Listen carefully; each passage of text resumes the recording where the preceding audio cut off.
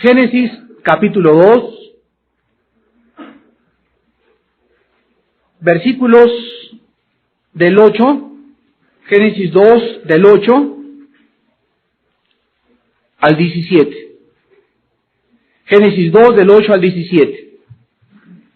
Y Jehová Dios plantó un huerto en Edén, al oriente, y puso allí al hombre que había formado.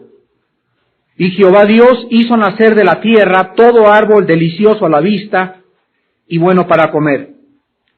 También el árbol de vida, en medio del huerto, y el árbol de la ciencia del bien y del mal. Y salía de Edén un río para regar el huerto, y de allí se repartía en 4 brazos. El nombre del uno era Pisón. Este es el que rodea toda la tierra de Ávila, donde hay oro. Y el oro de aquella tierra es bueno. Ahí hay también bedelio y ónice. El nombre del segundo río es Gihón. Este es el que rodea toda la tierra de Cus. Y el nombre del tercer río es Hidekel. Este es el que va al oriente de Asiria. Y el cuarto río es el Éufrates. Tomó pues Jehová Dios al hombre y lo puso en el huerto de Edén para que lo labrara y lo guardase. Y mandó Jehová Dios al hombre diciendo: de todo árbol del huerto podrás comer, mas del árbol de la ciencia del bien y del mal no comerás, porque el día que de él comieres, ciertamente morirás. Vamos en esta noche, antes de abordar nuestro estudio, a recordar solamente que en la clase pasada, la Biblia es el único libro que nos revela realmente cómo somos y quiénes somos. Vimos en la clase pasada que el hombre es un espíritu, el hombre tiene un alma y el hombre vive, o sea, el alma y el espíritu viven dentro de un cuerpo. Estas 3 partes del ser humano, somos tripartitas, están totalmente interrelacionadas. Dios vimos que es espíritu y Dios solamente podía comunicarse con el hombre a través del espíritu. El alma es la mente, el alma es el intelecto, el alma son los sentimientos, las emociones, etcétera, etcétera. Y el cuerpo es solamente el envase o la botella donde el alma y el espíritu viven. Vemos nosotros aquí en nuestro estudio de esta noche, vean 1 Corintios 15:45, antes de abordar la libertad que Dios le dio al hombre. Quiero solamente acabar con el estudio del ser humano diciéndoles que la historia en el libro del Génesis de Adán y Eva no es un mito, y que antes de Adán y Eva no existió ninguna otra raza. Hay muchas leyendas de que a lo mejor antes de Adán había otra raza que Dios había creado. Bueno, todas estas cosas son filosofías, son mitos, son especulaciones. Y antes de continuar con el estudio esta noche, solamente quiero demostrarles que la Biblia demuestra de una forma muy clara de que Adán no fue un mito, de que no es un símbolo, de que no es una máquina, y de que antes de Adán no existió absolutamente nunca jamás un ser humano. Dice en 1 Corintios 15:45, por ejemplo, 1 Corintios 15:45, dice así: así también está escrito, fue hecho el, ¿qué dice? El primer hombre, Adán, alma viviente, el postrer Adán, espíritu vivificante. Ustedes saben que el postrer Adán es Jesucristo, de acuerdo a Romanos capítulo 5. Vean ahora Romanos 5:12. Solamente atrás en un libro, está antes de Corintios, Romanos 5, versículo 12. Dice la Biblia: por tanto, como el pecado entró en el mundo, ¿por cuántos hombres? Por un hombre, y por el pecado la muerte, así la muerte pasó a todos los hombres, por cuanto todos pecaron. O sea que cualquier oído que ustedes presten acerca de la leyenda de que había 2 hombres o fueron 10 hombres y Dios creó un hombre en el Edén y Dios creó otro hombre en América, etcétera, etcétera, son meras especulaciones. Y Pablo en su primera carta a Timoteo le dice: cuídate de las genealogías, de los mitos y de las filosofías. Tradiciones que no tienen su origen en la palabra de Dios, sino en la imaginación del ser humano. Vean ahora 1 Corintios 11:9. Otra vez denle la vuelta a Romanos y tenemos a Corintios. 1 Corintios 11:9. Y vemos como el apóstol Pablo, vamos a ver el 8 y el 9. 1 Corintios 11, 8 y 9. Vean lo que dice Pablo, aproximadamente 5,000 años después de Adán y Eva, porque el varón no procede de la mujer, sino la mujer del varón. Y tampoco el varón fue creado por causa de la mujer, sino la mujer por causa del varón. Ahora vean 1 Timoteo capítulo 2. Vean cómo todo el Nuevo Testamento nos muestra la veracidad de Adán y de Eva. Fueron dos seres realmente de carne y hueso, creados, hubo un huerto del Edén, hubo una caída, etcétera, etcétera. 1 Timoteo 2:13. Porque Adán fue formado primero, después Eva. Ahora vean Mateo 19, de las palabras mismas del Señor Jesucristo, Mateo 19. O sea, por todo el Nuevo Testamento aparece el nombre de Adán, no como una parábola, ni una metáfora, ni una alegoría, sino como algo realmente existente. Mateo 19, del 4 al 6. Aquí es el Señor Jesucristo el que está hablando. Él respondiendo les dijo, ¿no habéis leído que el que los hizo al principio, varón y hembra los hizo? Y dijo, por esto el hombre dejará padre y madre, y se unirá a su mujer, y los dos serán una sola carne. Así que no son ya más dos, sino una sola carne. Por tanto, lo que Dios juntó, no lo separa el hombre. Vemos pues a Pedro, vemos a Pablo, vemos a Cristo en el Nuevo Testamento, que confirman que la historia de Adán y Eva fueron verídicas. Que hubo una pareja, que fue primero Adán, después fue Eva, que hubo una caída, etcétera, etcétera. Y a Adán se le menciona más de 7 veces en el Nuevo Testamento. Muy bien, vamos entonces, de acuerdo a esto, a hacerles algunas preguntas a los evolucionistas en esta noche. Señores evolucionistas, ustedes saben que el chango es un cuadrúpedo, o sea, el chango anda sobre sus 4 patas. El hombre es el único de los mamíferos, repito, que anda sobre sus 2 pies. Pregunta, ¿cómo pudo un hombre simio, durante millones de años, tambaleándose por ahí, en la incomodísima posición inclinada? ¿Cómo pudo adaptarse a esa nueva posición? Entre andar en 4 patas, andar en 2 patas.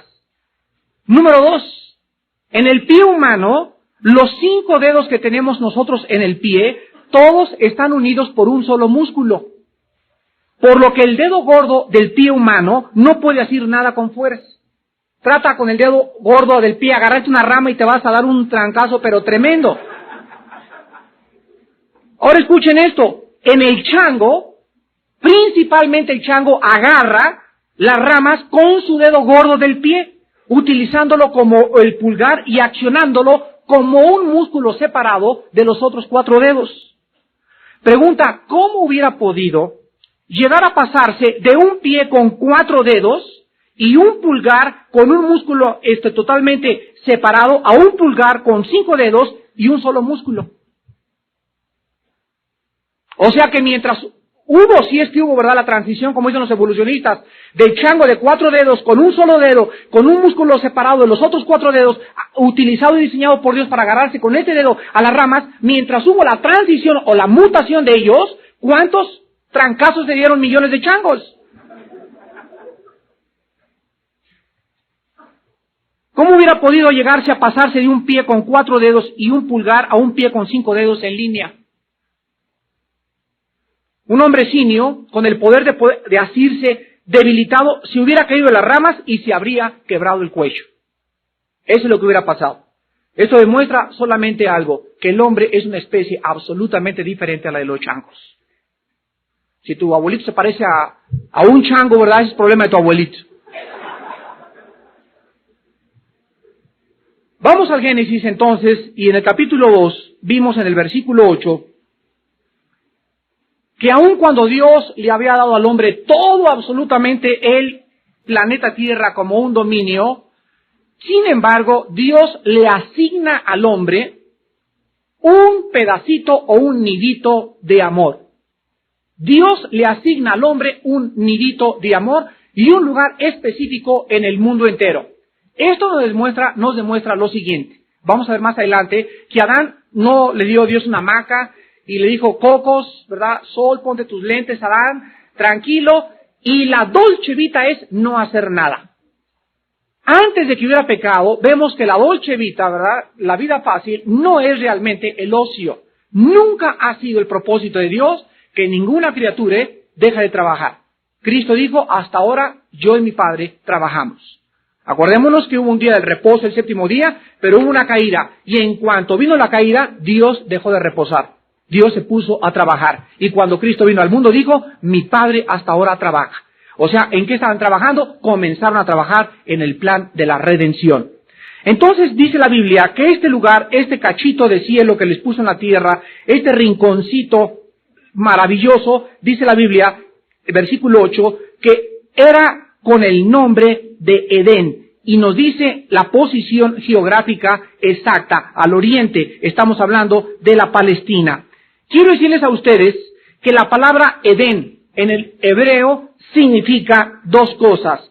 En primer lugar, significa lugar agradable. Y en segundo lugar, significa lugar de delicias o lugar delicioso. Entonces, el Edén era un pedazo de tierra en este mundo donde todo absolutamente era agradable.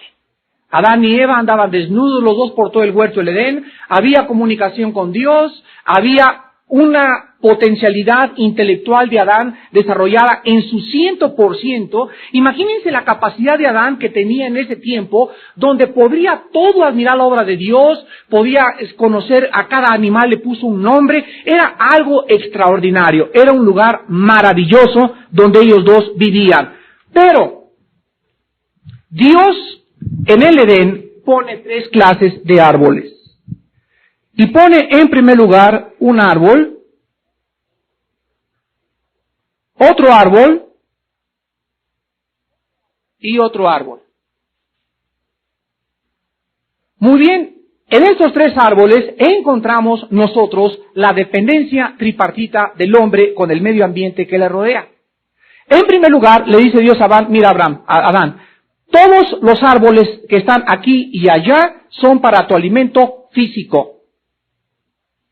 Adán tenía que comer.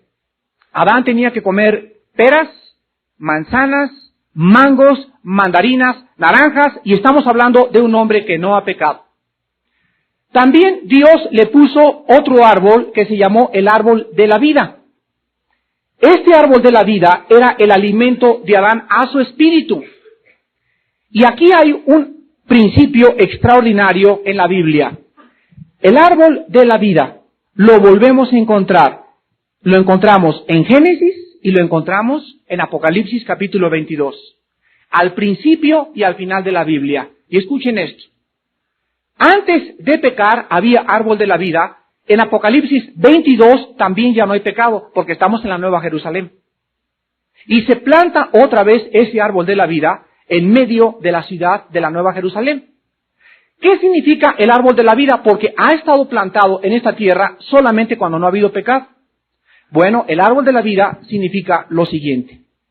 Significa la dependencia del ser humano con su Creador, desde el punto de vista espiritual.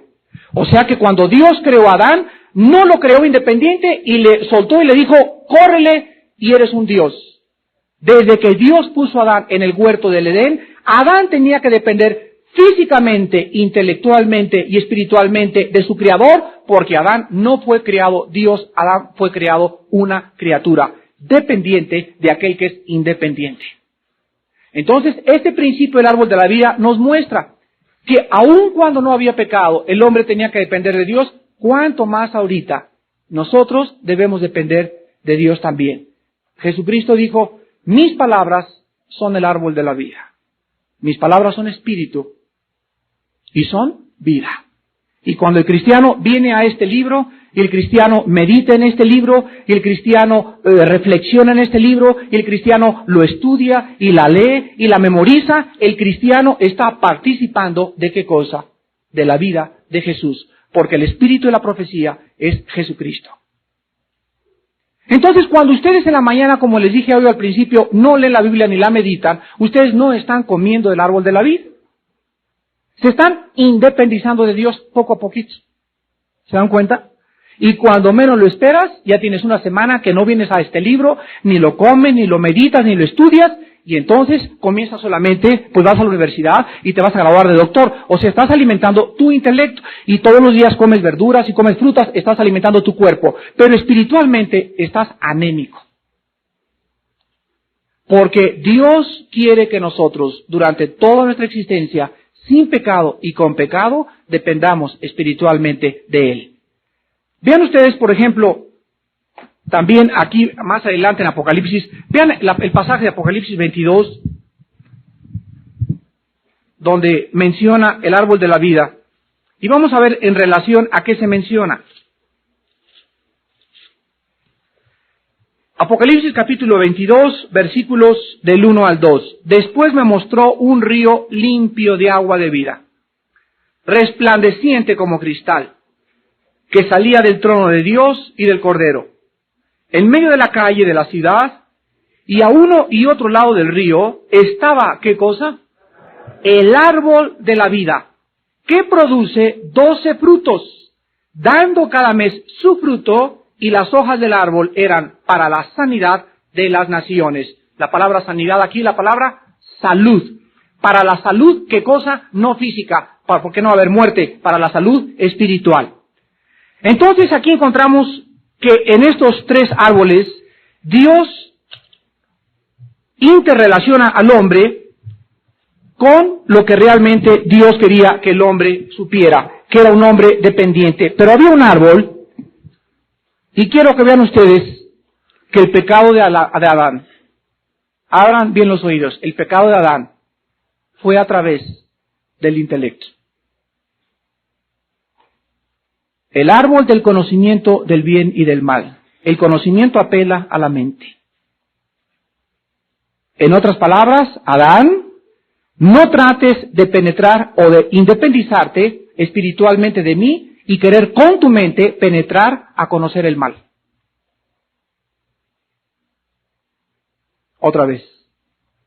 Abran bien los oídos, porque esto es precisamente el problema de todos los que están metidos en filosofías orientales. Adán, no te independices de mí, o sea, no te separes espiritualmente y quieras penetrar a conocer el mal a través de tu intelecto. Cuando el cristiano estudia, por ejemplo, cuando yo me metí a estudiar la filosofía de los griegos y cuando estudié los mormones y cuando estudié los testigos de Jehová, yo no vine con mi mente, vine con mi espíritu. Y yo venía a probar con la Biblia, no a lo que ellos decían, sino con la Biblia ya conociéndola, juzgando y discerniendo espiritualmente lo que José Smith había dicho. Entonces, cuando tú estás tan empapado de esta verdad que es la palabra de Dios, tú puedes distinguir inmediatamente el error. Pero cuando tú no tienes conocimiento de Cristo profundo en la Biblia y te metes a estudiar filosofía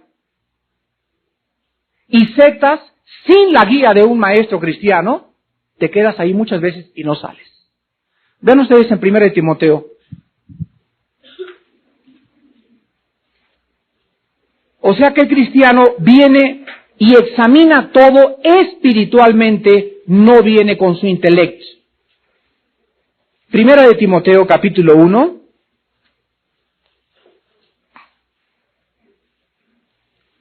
Versículo del 3 al 7. 1 Timoteo 1 del 3 al 7. ¿Cómo te rogué que te quedases en Éfeso cuando fui a Macedonia?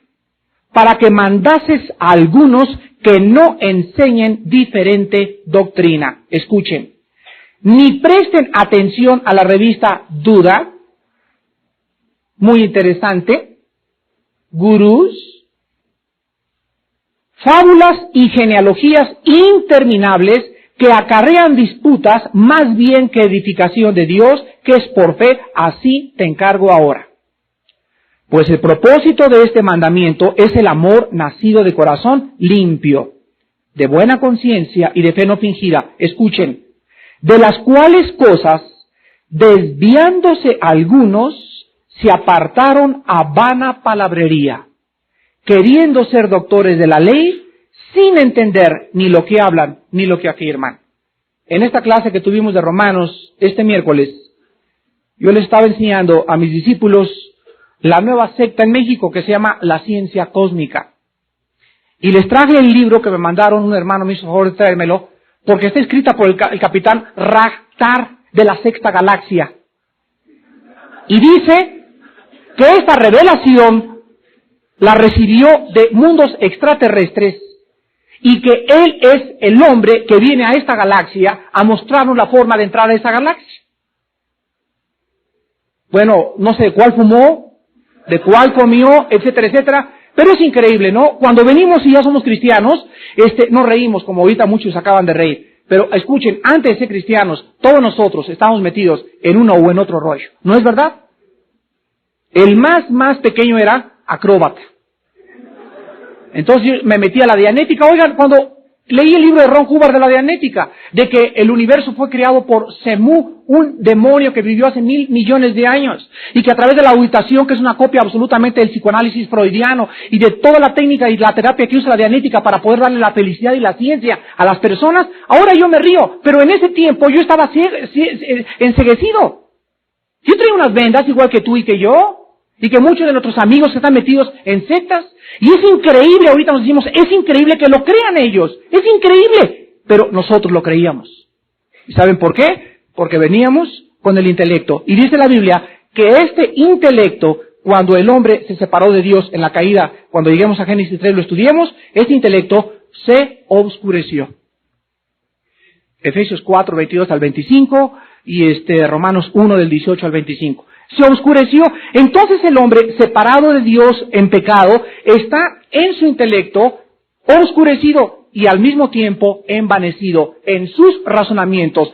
Aquí él cree, en un foco de 60 watts, él cree poder penetrar en los misterios profundísimos a través de ¿qué? Quiere penetrar a través de una ciencia cósmica, a través de la dianética, a través de la meditación, se une a sectas, busca movimientos, va a los espíritus a que se lo revelen con los mediums, se mete al espiritismo, porque el hombre aquí anhela penetrar en aquello que es insondable, más que a través del Espíritu de Dios. Ya lo vimos en 1 Corintios 2, ¿quién de los hombres conoce las cosas del Espíritu? Sino el Espíritu del hombre que está dentro del hombre. Entonces, el hombre cuando quiere conocer, tiene que ser a través del Espíritu. Dice 1 Juan 4:1, amados, probar los espíritus.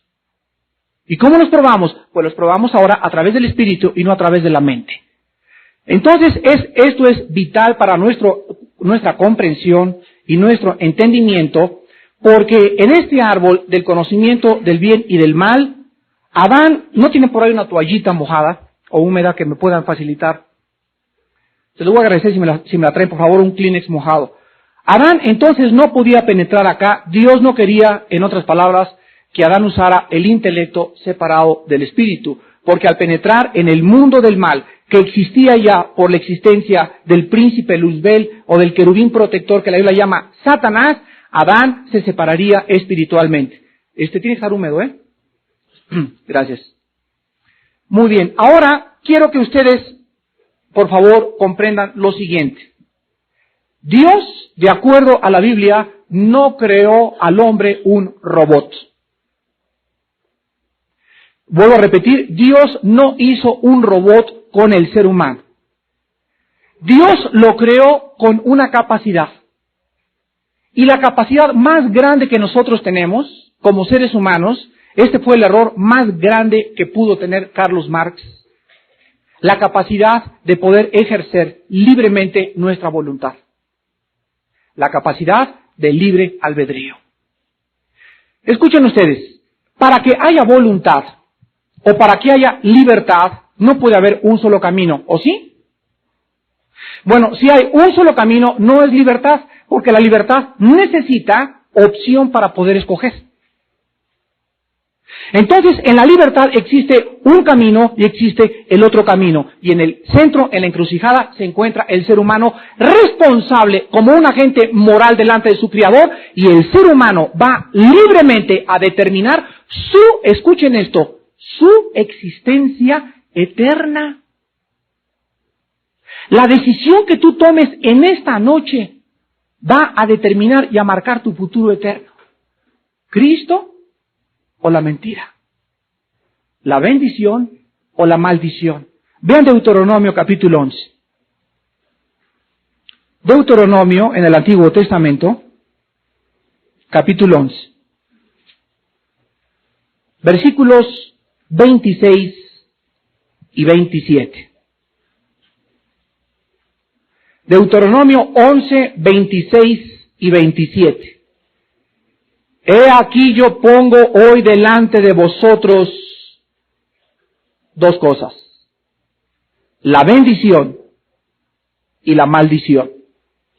La bendición, si oyereis los mandamientos de Jehová vuestro Dios, que yo os prescribo hoy. Y la maldición, si no oyereis los mandamientos de Jehová vuestro Dios, y os apartareis del camino que yo os ordeno hoy, para ir en pos de dioses ajenos que no habéis conocido. Yo soy un prisionero, y estoy encerrado en la cárcel, y en ese momento me sueltan las esposas, y me dice el juez: Armando, eres libre. Y salgo de la cárcel. Y volteo y le digo: ¡ah, libre! ¡Gracias a Dios! ¡Ahora sí! ¡Ah! Me grita el juez. ¿Te acuerdas en qué consiste la libertad, Armando? En hacer lo que me da la gana. No, eso es libertinaje.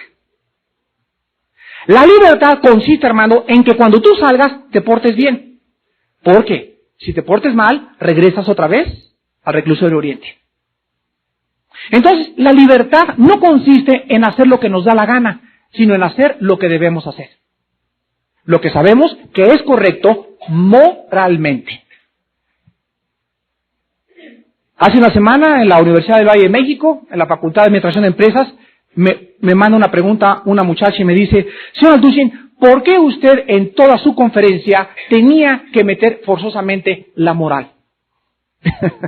Fíjense nada más la calidad de la pregunta, ¿por qué en toda su conferencia tenía usted que meter el tema moral? O sea, no le gustó nada a ella que constantemente yo insistía: si no hay moral, no hay bases. Si no hay bases, eres un animal. Si eres un animal, estás totalmente viviendo como una persona condenada ya en esta vida por toda la eternidad.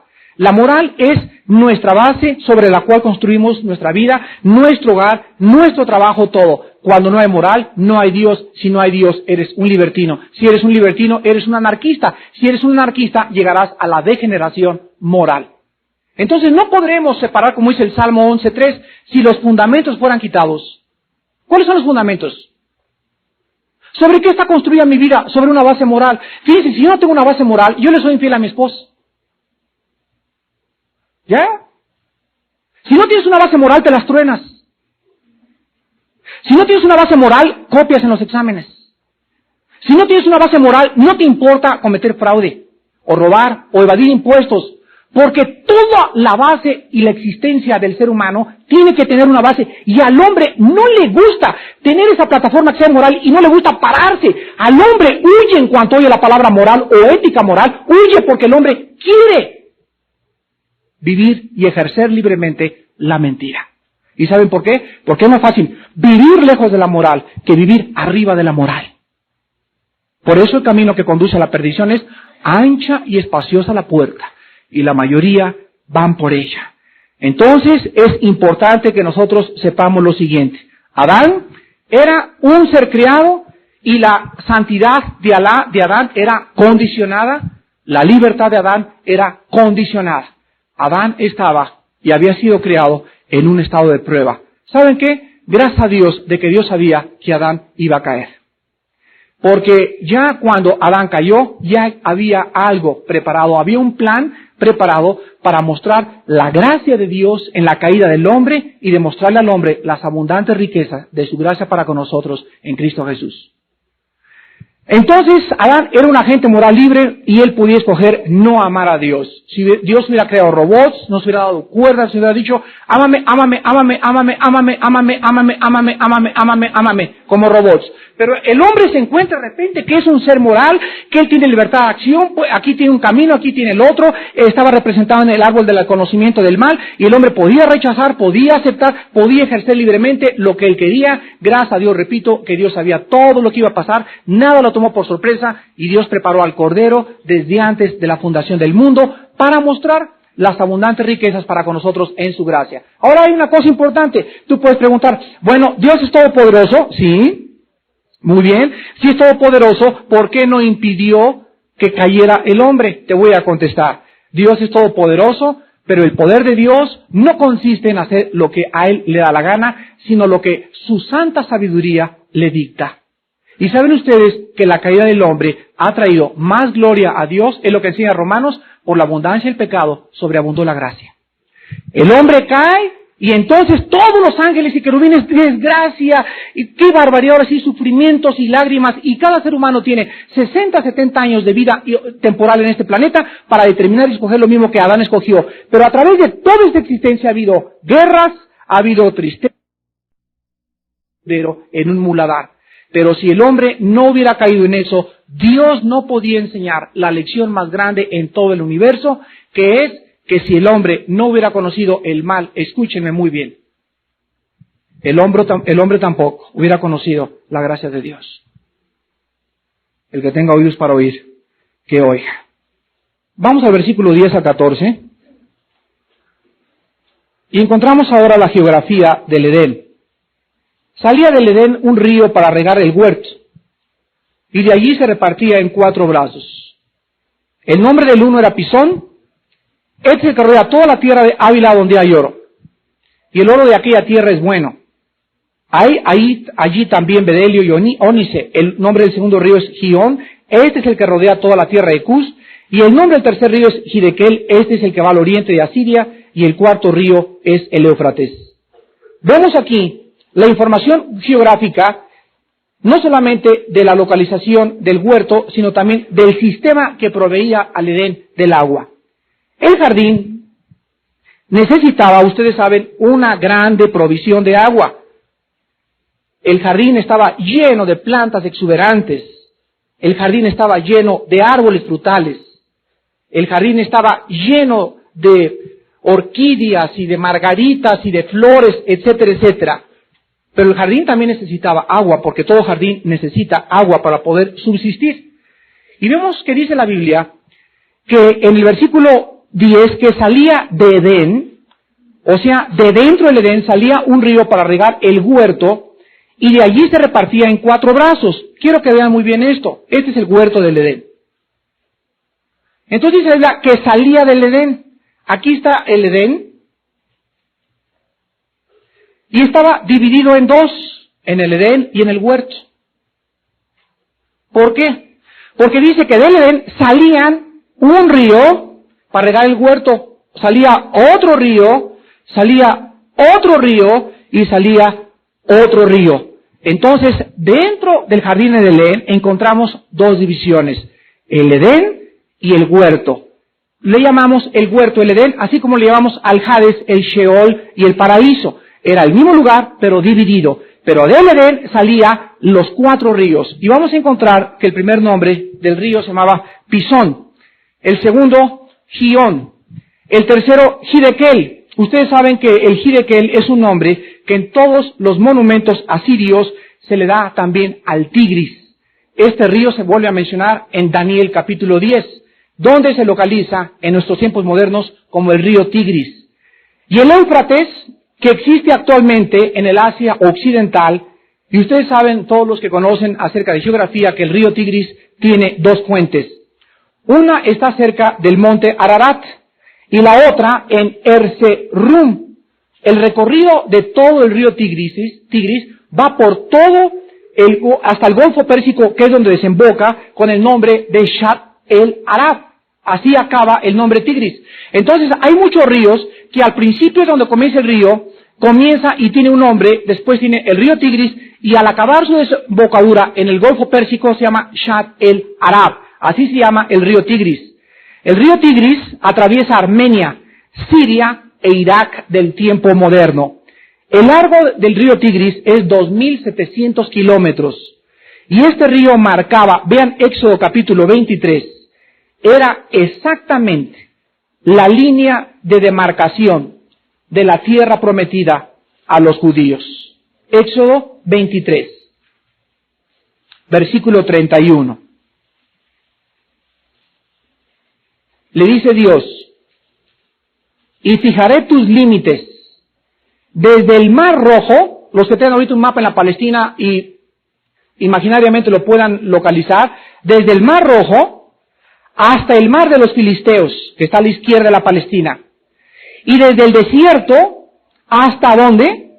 Hasta el Éufrates, porque pondré en tus manos a los moradores de la tierra, y tú los echarás de delante de ti. Regresamos a Génesis. Y antes de pasar con el trabajo del hombre, quiero decirles lo siguiente: el río Pisón y el río Gihón no existen actualmente. El río Pisón y el río Gihón, hay muchos que han dicho que es el río Ganges y el río Nilo. Geográficamente esto es una imposibilidad, porque vemos que tenían que estar forzosamente saliendo del huerto del Edén. ¿En dónde está colocado el huerto del Edén? Ya lo vimos al oriente del Asia Occidental. Entonces el río Nilo no lleva ese curso, ni el río Ganges tampoco. Son meras especulaciones. ¿Qué pasó con el río Gihón y el río Pisón? No se vuelven a mencionar jamás en la Biblia. ¿Por qué? Porque lo más probable es lo siguiente: que después del diluvio hayan cambiado tanto su fuente y su curso, como también su desembocadura. Entonces la Biblia no nos da ninguna autorización para decir fue este río o fue aquel río, porque estos dos ríos posiblemente desaparecieron después del diluvio universal. Regresamos al versículo 15 al 17. Y no vamos a encontrar a Adán en Cancún, en una hamaca, tomando un coco. Tomó pues Jehová Dios al hombre y lo puso en el huerto de Edén. ¿De qué nos habla esto? ¿En dónde fue creado Adán? ¿En el huerto del Edén? No. Fue creado en otro lugar. Porque nos dice la Biblia, tomó pues Dios, o sea, aquí está Adán.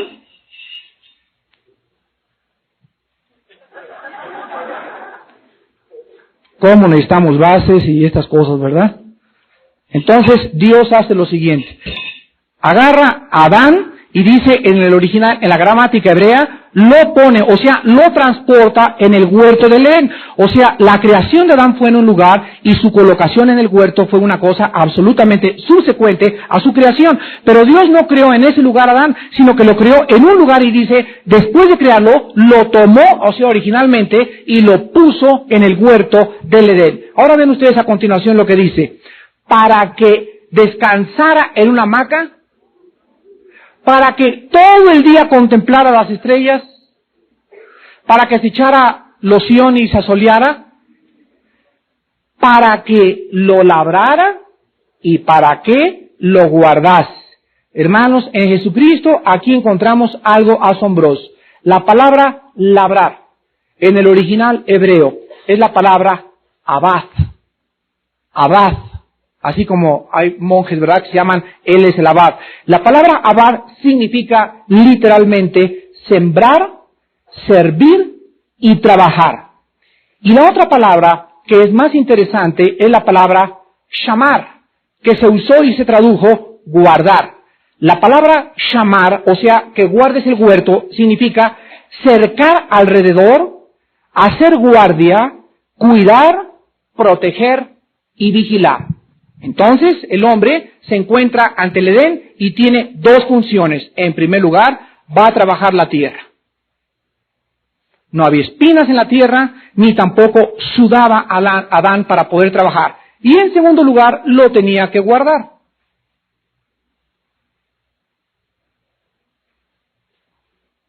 La pregunta es, ¿cuidarlo de quién? Ya vimos que la palabra guardar significa cuidar, poner un cerco. Por ejemplo, en Job, capítulo 1, cuando Satanás se acerca con Dios y le dice, déjame y ábreme la puerta para penetrar en la vida de Job. Y le dice Satanás a Dios, porque tú le has cercado. Y ahí otra vez se usa la palabra shamar, o sea, le has puesto, lo has vigilado, lo has cuidado alrededor, y nadie puede entrar con Job si tú no me permites entrar a su vida. Dios le dice, penetra y no toques su vida. Toca todo lo que él tiene. Entonces, esta palabra shamar significa poner un cerco. Vean ustedes, en primer lugar, lo siguiente. El trabajo era una bendición para Adán, pues Adán no tenía que sudar para poder trabajar. El mundo ideal, queridos amigos sociólogos, el mundo ideal no es el mundo donde reine el ocio. Hay una filosofía china, yo la estudié hace como 14 o 15 años, y es un libro así de grueso que se llama La sabiduría china de Shin Gong Man. Este libro dice que el máximo del éxtasis de la felicidad es llegar al momento en que no tengas que trabajar. Pero la experiencia nos prueba que cuando un hombre se jubila joven y el hombre deja de trabajar, el hombre acaba enfermo de los nervios. Y no hay ninguno de ustedes que llegue a los 60, a los 70 años de edad y que esté jubilado o que deje de trabajar, que si no se hace o se encarga en ocuparse en algo y en tener ocupada su mente, va a acabar como un vegetal. En primer lugar, sus nervios van a ser afectados. Fíjense qué cosa tan interesante, ¿verdad? Qué fenómeno tan interesante. Las personas que no trabajan son las personas más nerviosas que existen. ¿Por qué? Porque Dios diseñó que el hombre trabajara. Vean ustedes en Segunda de Tesalonicenses, capítulo 2. ¿De qué manera Dios nos muestra que el peor testimonio de un cristiano es el holgazán? Vuelvo a repetirles lo que le dije. Va para ustedes jóvenes y va para ustedes maridos irresponsables, desobligados, flojos, haraganes, apáticos.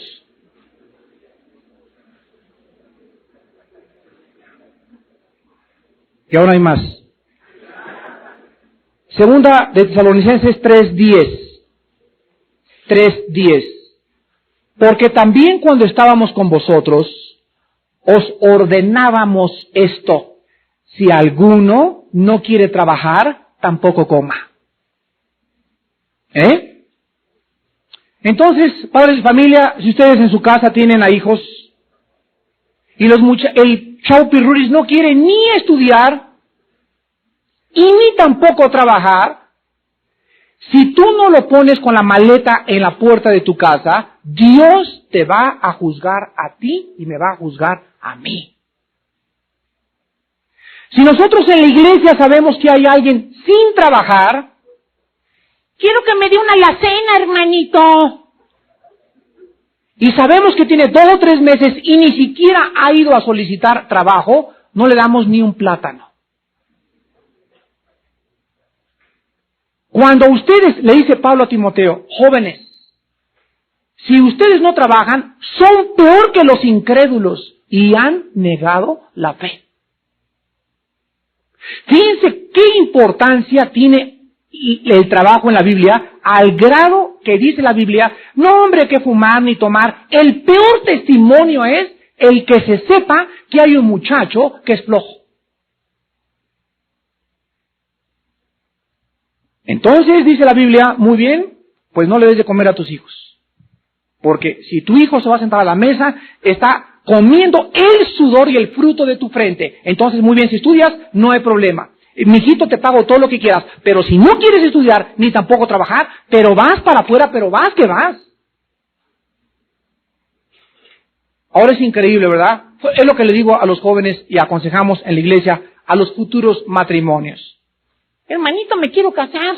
Muy bien, ¿con quién te quieres casar, hermanita? Pues con fulano de tal. Muy bien, y lo primero que les preguntamos, ¿verdad? Desde luego es, ¿qué testimonio tiene? ¿Es un muchacho que está creciendo, que está discipulando? Sí, bueno, y la segunda pregunta es, ¿está trabajando? O sea, ¿con qué te va a mantener? Las muchachas son muy ilusorias y están tan enamoradas que se ciegan totalmente a la realidad más importante. Cuando tú unes tu vida con un muchacho, es porque ese muchacho, mi querida jovencita, ya madura.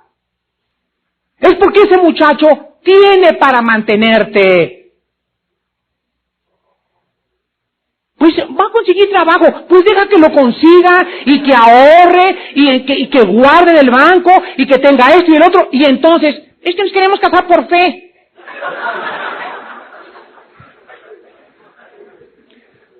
¡Qué barbaridad! Entonces se casan, el trabajo que tenía le duró un mes, ella está embarazada, ya vienen los niños, y él no tiene trabajo. Violó una ley divina, va a recoger el fruto de su camino. Todo lo que el hombre sembrare, eso también cosechará. Acuérdense ustedes lo siguiente, que la fe no está divorciada del sentido común. Vuelvo a repetir, la fe no está divorciada del sentido común. Una cosa es mansedumbre, otra cosa es mensedumbre.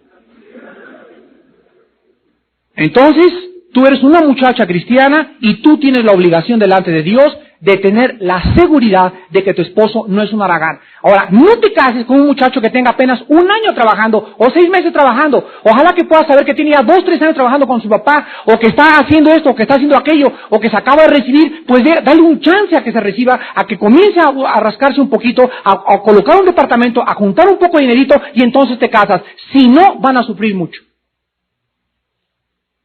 Ahora, si tú tienes el testimonio de que ni siquiera es el primer trabajo que va a conseguir, y que su papá lo quería ayudar, y que hermanos le han ofrecido trabajo y no ha querido trabajar, te vas a casar, y vas a casarte realmente con una persona que te va a sacar, va a hacer espinas a tus ojos y espinas a tus costados.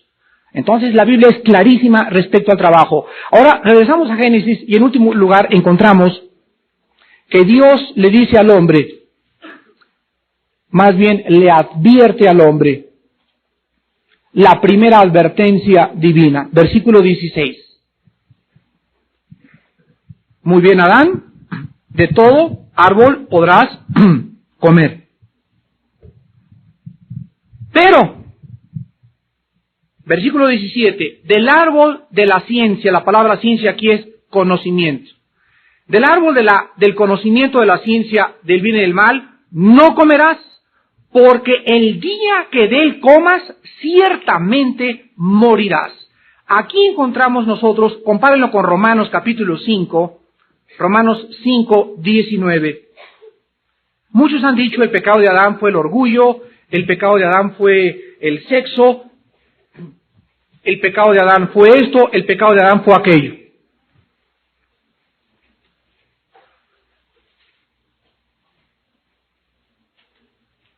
Pero la Biblia nos muestra en Romanos 5:19 que el pecado de Adán fue la desobediencia. Y dice así, porque así como por la desobediencia de un hombre los muchos fueron constituidos pecadores, así también por la obediencia de uno los muchos serán constituidos justos.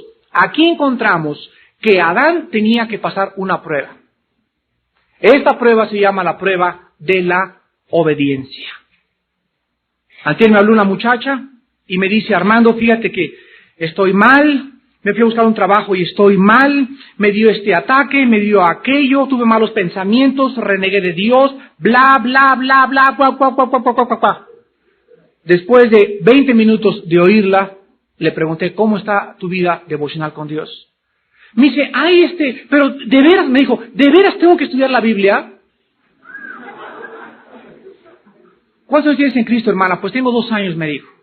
Le dije, mira, entiéndanlo. ¿Obedeces?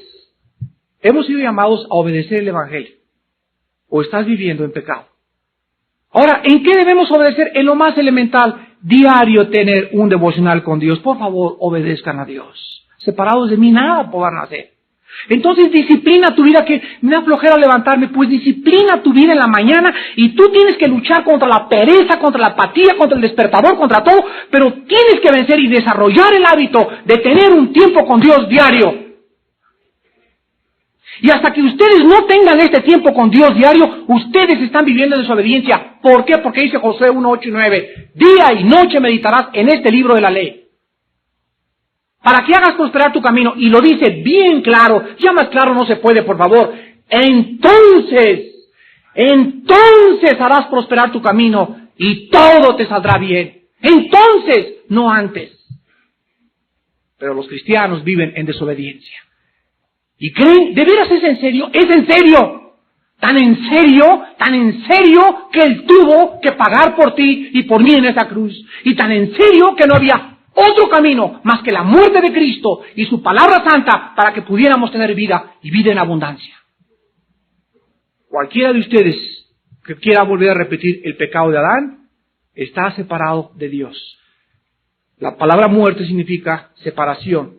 Y el próximo estudio hablaré de lo que es la muerte física, la muerte espiritual y la muerte eterna. Y estas tres muertes cayeron sobre Adán.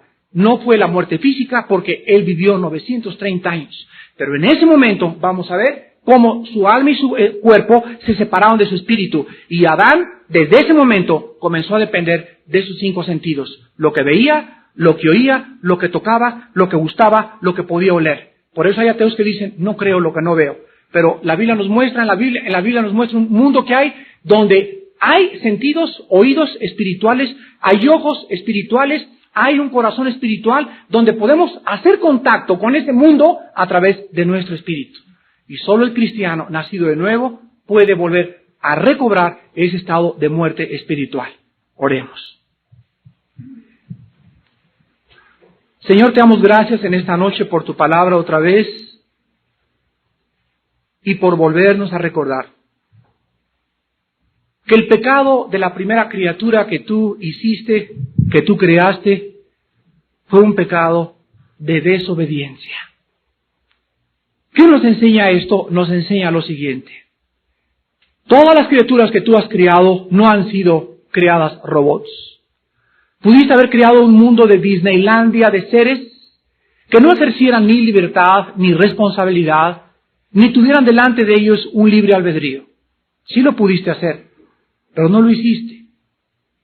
En los insondables consejos de tu sabiduría y el profundo conocimiento de tu mente, tú diseñaste a una criatura libre como un agente moral.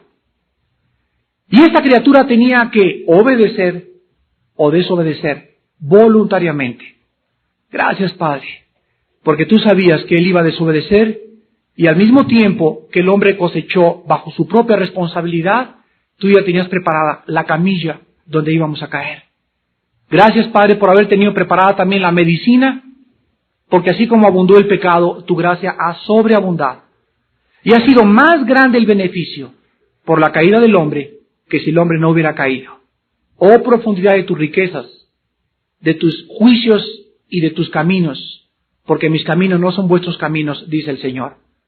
Padre, gracias porque todos nosotros, 6,000 años después, tenemos todos los días la misma opción de Adán, vivir en obediencia o vivir en desobediencia. La obediencia atrae bendición, la desobediencia maldición. Y tú nos los explicas, nos adviertes, y eres un Dios justo y nos dices el fin de cada camino. Tú no nos amenazas ni nos fuerzas a vivir solamente en la vida de bien. Tú nos dejas escoger, porque si no pudiéramos escoger, no habría juicio. Y en el día del juicio, tú podrás demostrar ante todas las criaturas celestiales y angelicales del universo que cada persona que se fue al infierno, tú no la mandaste. Ellos libremente, en esta corta vida que nos diste, escogieron creer la mentira. Ellos se fueron porque ellos quisieron irse desde esta propia vida. Padre, gracias porque tus juicios son justos y porque en esta noche nos hablas también de tu amor. De tal manera amó Dios al mundo, que ha dado a su Hijo unigénito. Dios vio columpiándose este mundo en el universo y parecería que este mundo no tendría ya ninguna salvación. Pero Dios interviene en el espacio y en el tiempo, toma la forma de un hombre, toma la forma de un siervo, nos habla y nos llama, nos toca la campana de alarma y nos dice, el hacha está puesta a los árboles. Está establecido a los hombres que mueran una sola vez y después de esto el juicio. En esta noche, amigo y amiga que nos visitas, tienes delante de ti los dos caminos. Ríete, búrlate, di todo lo que quieras, piensa todo lo que quieras contra mí, contra los cristianos, pero la Biblia te advierte que hay caminos que te van a conducir a tu muerte eterna. Cuando tú despiertes de la realidad de este mundo físico, vas a descubrir la amarga realidad que era verdad y que Cristo realmente resucitó y que su palabra era santa, pero sabes una cosa, ya no tendrás otra oportunidad. La reencarnación no es una doctrina bíblica, es una doctrina de los gurús, de los filósofos. La Biblia nos dice que no hay dos oportunidades. Después de tu muerte se acabó todo. ¿Por qué ahorita, que estás con tus 5 sentidos, no escoges a Cristo? Ahorita que estás joven, ahorita que tienes salud, ahorita que no estás en estado de coma en un hospital, ven a Cristo. Vengan a Él todos ustedes, los que están trabajados y cargados, y Él los hará descansar. Escoge a Cristo en esta noche para que viva tu alma y conozcas la verdad, y la verdad te hará libre. Te lo pido que lo hagas en el nombre de Él. Amén.